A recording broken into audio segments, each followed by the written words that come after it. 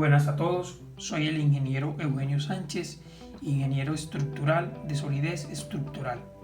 Prácticamente todos los códigos de diseño sismorresistente incluyen un procedimiento aproximado que permite determinar unas fuerzas sísmicas horizontales de diseño sin que haya la necesidad de realizar un análisis dinámico de la estructura. Este procedimiento se denomina el método de la fuerza horizontal equivalente. Este método consiste en calcular unas fuerzas laterales sobre los edificios.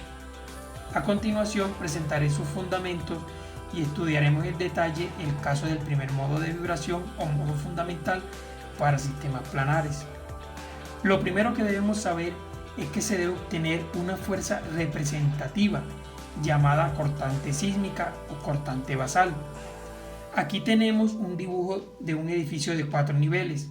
Al edificio le llegan una fuerza sísmica por la base. En pocas palabras, lo que se sacude en un sismo es el terreno. Esa aceleración del terreno provoca que el edificio se acelere.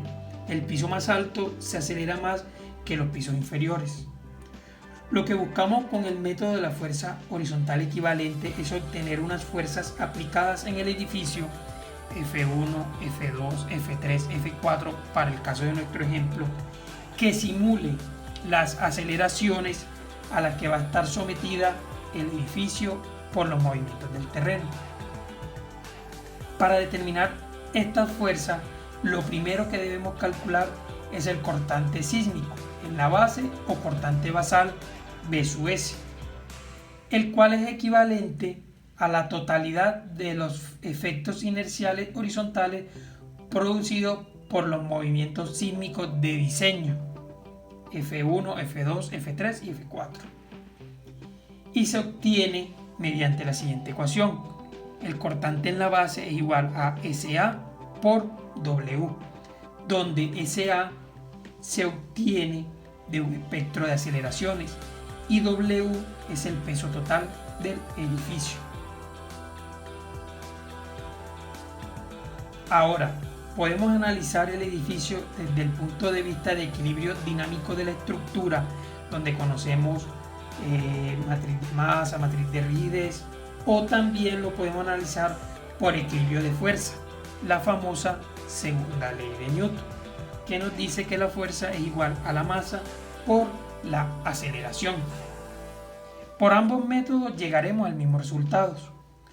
Encontraremos un coeficiente que se indica cómo se distribuye las fuerzas inerciales debidas al sismo en toda la altura. Esto es acorde a la norma americana ASCE como por el reglamento colombiano de construcción sismorresistente NSR10. Ahora, de la segunda ley de Newton tenemos que la fuerza en un piso cualquiera, un piso I, es igual a la masa de ese piso por la aceleración de ese piso.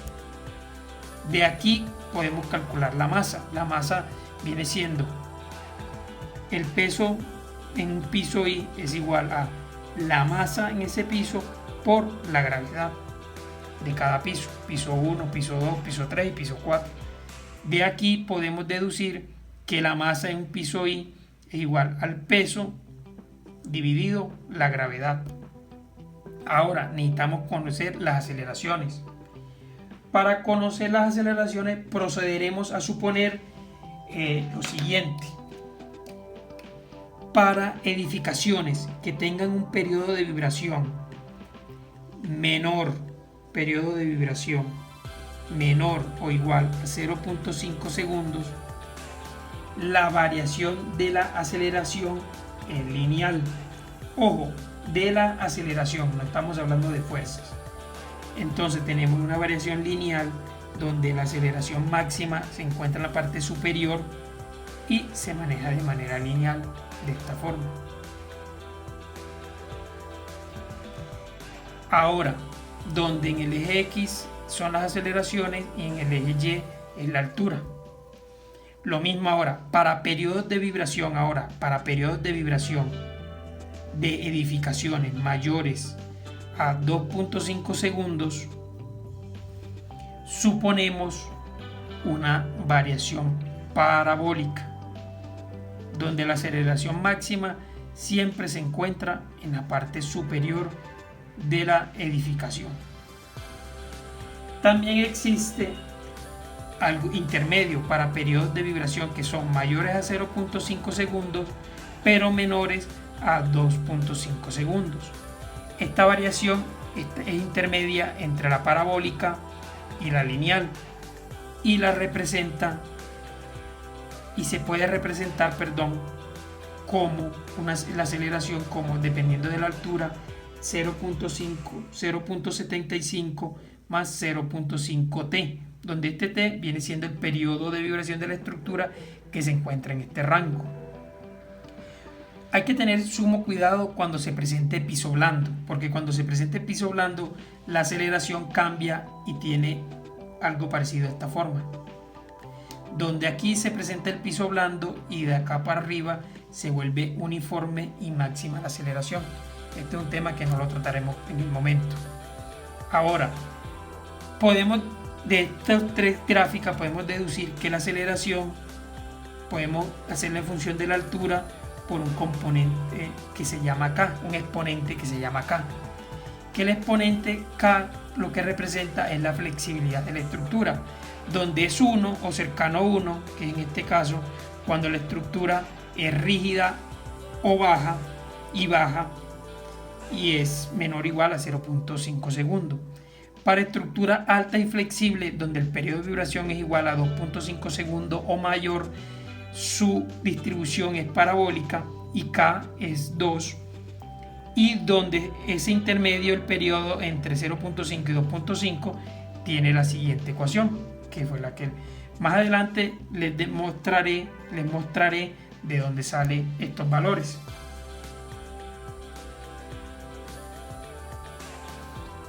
Ahora, de la segunda ley de Newton tenemos que la aceleración máxima ocurre en la altura total del edificio. Entonces la aceleración en cualquier piso I va a ocurrir en esa altura del piso I, que está afectado por ese coeficiente, por ese exponente, que depende del periodo del edificio, siendo igual a 1 este exponente cuando el periodo del edificio es 0.5 segundos o menos, es igual a 2 cuando el periodo del edificio es mayor a 2.5 segundos, y ese K es 0.75 más 0.5 t cuando el periodo del edificio se encuentra en este rango. De aquí podemos deducir que la aceleración en un piso I es igual a la aceleración máxima por h sub i por el exponente K dividido la altura total del edificio. Ahora reemplacemos la fuerza sísmica.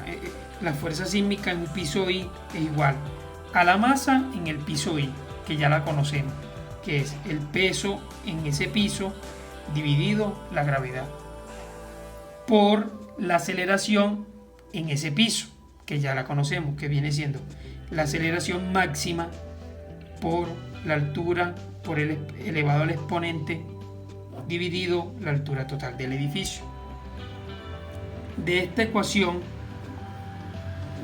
aún no conocemos la aceleración máxima, pero sabemos por equilibrio que el cortante basal tiene que ser igual a la sumatoria de todas estas fuerzas para que el sistema se encuentre en equilibrio. De aquí conocemos que el B sub S, cortante basal, es igual a la sumatoria de todas esas fuerzas, F1, F2, F3 y F4 para el caso de nuestro ejemplo, pero lo vamos a dejar como sumatoria de F sub I para un caso general. De aquí tenemos que la cortante basal o cortante sísmica es igual a la sumatoria de esos F sub I, la sumatoria de W sub I, que es el peso de cada piso, dividido la gravedad por la aceleración máxima por h sub i K para cada piso, dividido la altura total del edificio.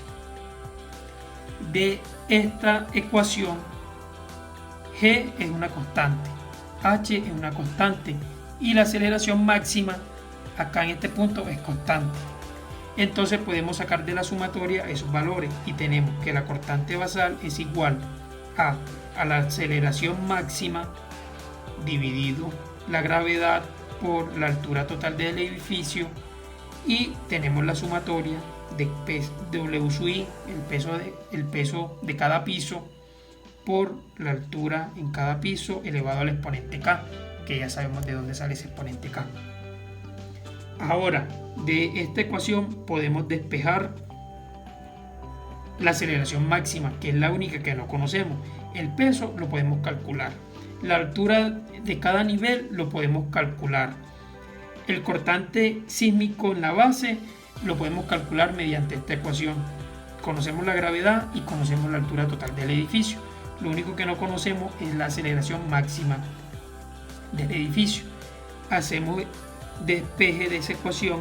Esto está dividiendo, pasa a multiplicar, entonces nos queda que la cortante sísmica por la gravedad por la altura total del edificio dividido la sumatoria de W sub I, H sub I elevado al exponente K.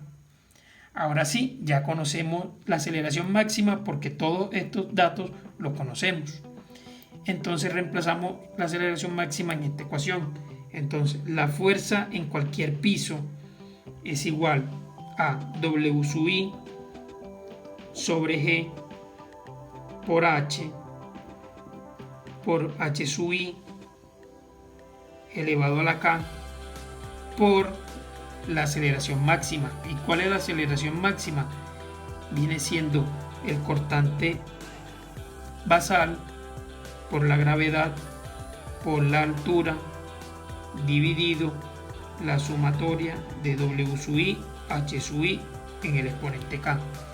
De aquí podemos eliminar la gravedad porque están arriba y abajo, también la altura.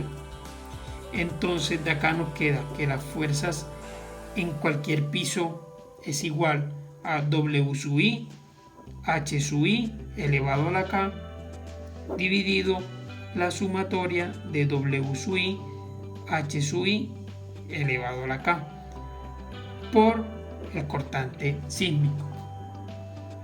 ¿Cierto? Bueno, se debe tener cuidado en algo, que la norma, o no tener cuidado, sino que la norma conoce este término como C sub ds, y lo que representa es una fracción del cortante total del cortante total basal. Y el exponente K, ¿de dónde viene ese valor que es 1 para periodos de 0.5, 2? ¿De dónde viene este valor? Viene que cuando nosotros lo hicimos por equilibrio de fuerza, cuando se hace por equilibrio dinámico y aplicamos las ecuaciones de la dinámica, nos va a salir ese factor K y nos va a dar que efectivamente K es igual a 1 o cercano a 1, muy cercano a 1 para periodos de 0.5 segundos.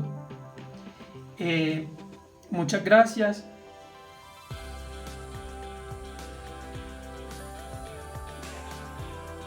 Ahora que había mencionado los valores de K, que depende del periodo de la estructura, estos valores se pueden calcular cuando se resuelve el sistema desde equilibrio dinámico y se tienen en cuenta las propiedades dinámicas de la estructura. K es igual a 1 si el periodo, o es muy cercano a 1 si el periodo de la estructura es menor o igual a 0.5 segundos, y aquí como lo mostramos, y depende de esas propiedades. Si desea ver la deducción de este K, de por qué es 1, 2 y este valor, me lo comentan y les subiré un video al respecto. Muchas gracias. En un próximo video les mostraré un ejemplo de cómo se distribuye esta fuerza en un edificio y calcularemos el desplazamiento horizontal del pórtico resistente a momento, claro está, de manera manual, y lo vamos a comparar con los resultados del programa de cálculos. Hasta luego.